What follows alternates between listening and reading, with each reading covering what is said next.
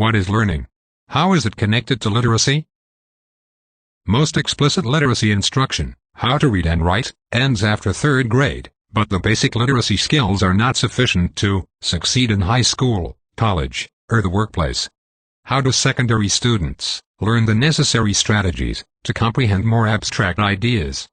For students to acquire knowledge, to make meaning, and later apply at deeper levels, it is critical that content area teachers best understand and teach specific literacy strategies to help students interact, to extract meaning.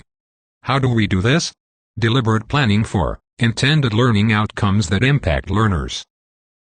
Intentional planning for purposeful learning truly impacts the depths, purpose, and understanding, surpassing the surface level of teaching students to implement reading strategies and regurgitate knowledge.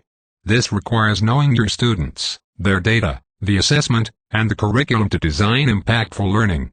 Meaning, we shift our teaching practices from simply transferring information to instead implementing literacy opportunities necessary to deeply engage.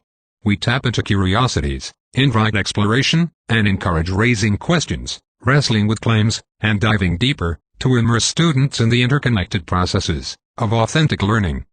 By listening, thinking, reading, speaking, writing, investigating, and reasoning. The very aspects that comprise disciplinary literacy. Let's further investigate what this means for our learners.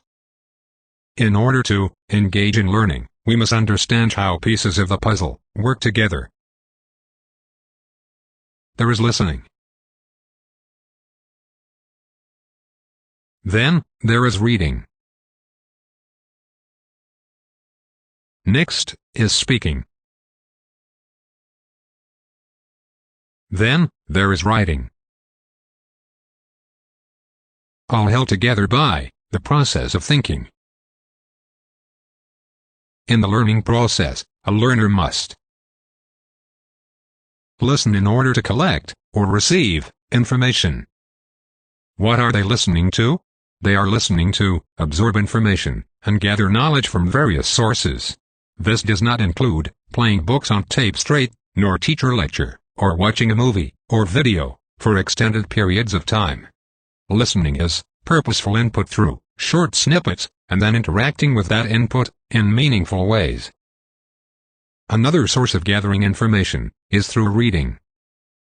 Reading to gather information encompasses a wide variety of sources, such as articles, brochures, charts, timelines, photos, reports, blogs, etc. Students must be exposed to a multitude of text, rather than strictly reading from a textbook or released test to then answer questions. They must engage in meaningful and authentic ways. It is gathering information by reading text that experts in the field read. This will be discussed further in this lesson. Listening and reading are both forms of receiving knowledge, a source of input.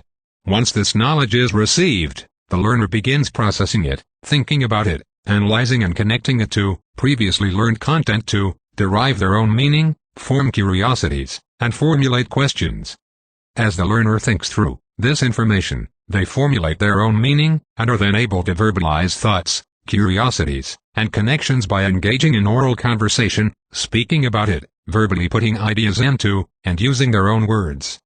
Further, as the learner continues to gather, analyze, connect, and synthesize information, he or she communicates, in the written form, regarding their understanding, by drawing conclusions, analyzing, creating, explaining, reflecting and so forth, to take ownership of their learning. Speaking and writing are means for the learner to be expressive and communicate their understanding.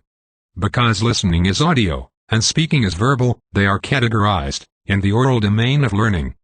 Reading is receiving information in the form of written words, while writing is expressing oneself through written words. Thus, reading and writing are categorized in the written domain.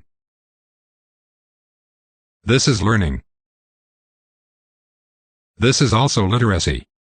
According to research, disciplinary literacy is defined as the interconnection of content knowledge, experiences, skills, and authentic learning, merged with the ability to listen, read, think critically, speak, and write, to then perform, communicate, create, and do, in a way that is meaningful within the context of a given field. Why is this important in the job you do daily? Where does this belong in your school culture? Where does this belong in your classroom culture?